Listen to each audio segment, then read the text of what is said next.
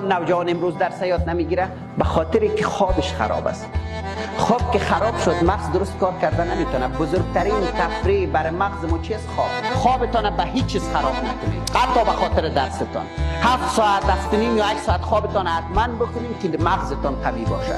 کم خوابی 5 تا صدمه میرسونه، 7 تا 10 سال عمر کوتاه میکنه، شادابیت چیره را خراب میکنه، حافظه را ضربه میزنه، سیستم دفاعی خراب میشه. دوستان نظام آدمی که خوابش خراب زود مریض میشه.